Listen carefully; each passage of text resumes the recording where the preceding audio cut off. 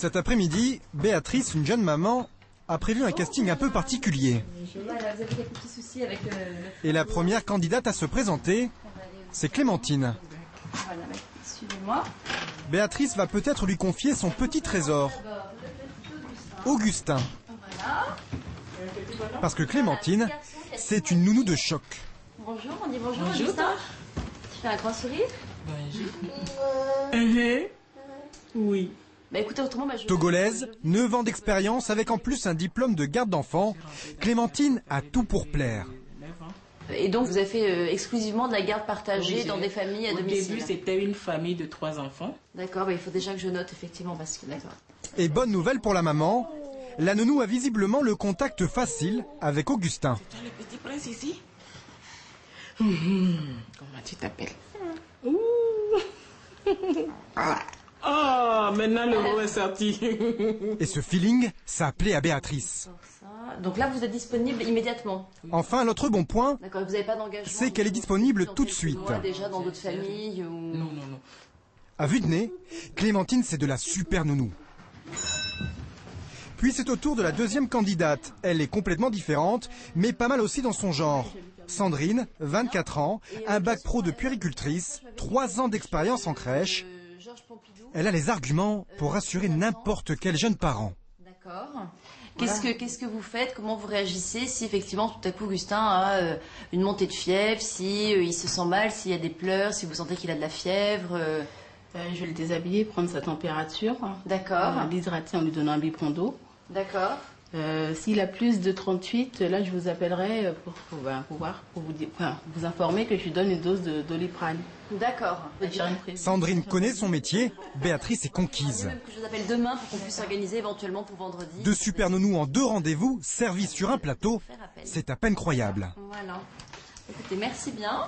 Je vous raccompagne. Pour les rencontrer, Béatrice n'a même pas eu à passer la moindre petite annonce. Elle a payé 200 € pour s'offrir les services d'une agence spécialisée dans la garde d'enfants à domicile. En ce moment, elles sont en plein essor. C'est le souci numéro 1 de tous les jeunes parents, faire garder ses enfants.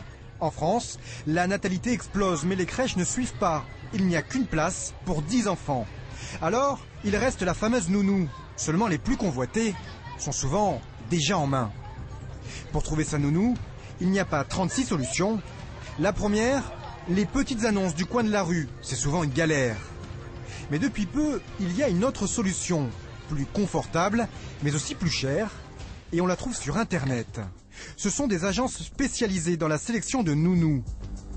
Les plus connues s'appellent Familisphère, Babychou, la compagnie des familles et la petite dernière, Caminani.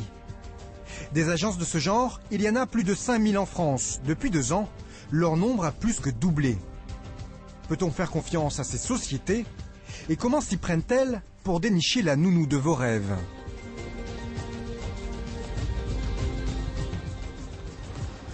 Lorsqu'on est jeune parent, la première préoccupation, c'est de trouver la perle rare qui s'occupe de votre enfant quand vous êtes absent. Et c'est précisément là-dessus que Laurent David fait commerce. Il est 20 h à Paris, l'heure où la plupart des familles sont rentrées chez elles. Ce soir, Laurent David a rendez-vous dans un appartement parisien chez des parents qui l'ont contacté pour la recherche d'une nounou à temps plein. Oui, Laurent David, la compagnie des familles. Oui, c'est 5e étage. D'accord. Laurent David est le patron d'une société de recrutement de nounous.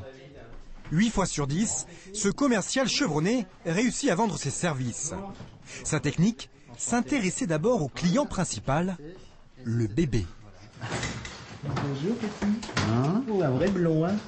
Pour l'instant, oui, mais ça peut changer. Bah oui. C'est encore changé. Oui, oui, mais j'étais comme ça jusqu'à la première communion. Après, Oui, ça a bah, changé. J'étais blond comme ça. Ensuite, vient le tour des parents. Ce jeune couple a besoin d'une nounou pour septembre, quand madame a prévu de reprendre le travail. Et s'ils s'y prennent avec autant d'avance, c'est qu'ils veulent dénicher la personne la plus rassurante possible. Ok.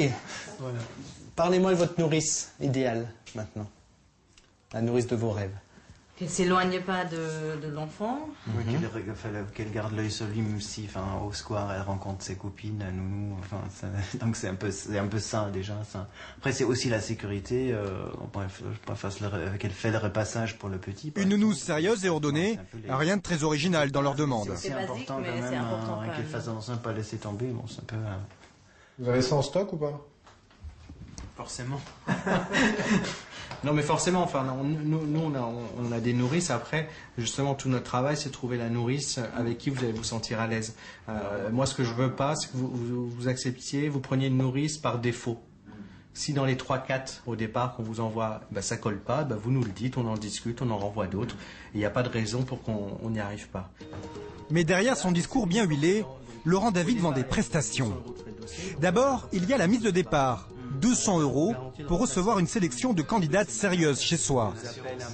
Ensuite, il facture 50 € par mois en moyenne pour un service qui inclut le remplacement en cas d'absence de la nounou et la gestion des bulletins de salaire.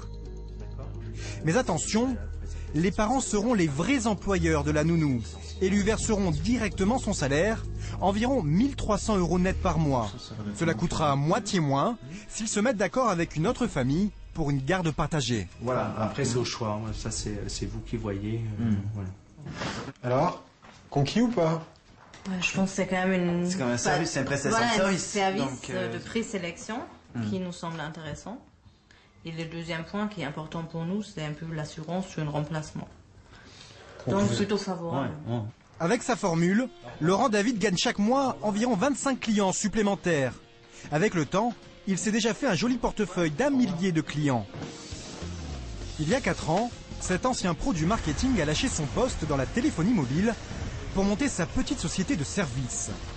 Aujourd'hui, Laurent David gagne un peu mieux sa vie, environ 4000 € net par mois. Sa société occupe ses bureaux modestes et emploie 3 personnes à temps complet. Mais ce qui fait tourner son affaire se trouve dans une armoire en fer. C'est un super fichier à nounou. Il en a 450 déjà en poste dans les familles et en permanence une quarantaine toujours disponibles pour des remplacements. Là, celles qui sont classées par ordre alphabétique, c'est toutes celles qui sont en poste. D'expérience, on connaît aussi celles qui sont disponibles très rapidement, celles qui sont très volontaires, celles qui disent toujours oui. Donc c'est vrai qu'en situation d'urgence, en cas de remplacement, on va appeler directement ça. L'objectif étant d'écourter au maximum le temps d'attente du client. Avec le nombre croissant de familles à la recherche de nounous, le business de Laurent David est en plein boom. Il doit donc trouver sans arrêt de nouvelles recrues. Et il a même une collaboratrice qui s'y consacre à temps plein. Je pense que ça se fait assez facilement. Nadia, diplômée de ressources humaines et chargée du casting des nounous. Nadia doit être impitoyable dans son tri, car si les familles paient 200 €, en retour, elles attendent une sélection béton. Ce matin, justement, elle reçoit une candidate. Première étape, un test écrit, façon lettre de motivation. Exemple de question, pourquoi avez-vous choisi de faire ce métier? Ou bien encore, quelles sont vos principales missions? Jusque-là, rien de bien méchant. Vous avez terminé de remplir le dossier? Oui, alors je vais vous demander de descendre dans la salle et je vous rejoins dans 2 petites minutes, le temps de récupérer. Mais ça va se corser. Pour s'assurer que cette dame est capable de garder des enfants de moins de 3 ans, Nadia va la cuisiner en sous-sol. 1 heure de questions basiques, mais efficaces pour cerner les lacunes de la candidate. On verra ça après. Je vais prendre d'abord le dossier que vous avez complété. Alors ensuite, en cas d'absorption de Jalen, vous m'avez indiqué que vous appelez le centre antipoison. Est-ce que vous connaissez le numéro du centre antipoison? Pas par cœur, mais... Pas par cœur, d'accord. La fièvre, ça commence à partir de combien? 37 et quelques. Et quelques, c'est combien et quelques? 37 et quelques, c'est un peu approximatif.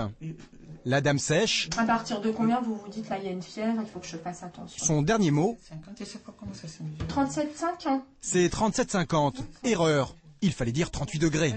Si vous devez nettoyer les yeux d'un nourrisson, vous allez vous y prendre comment?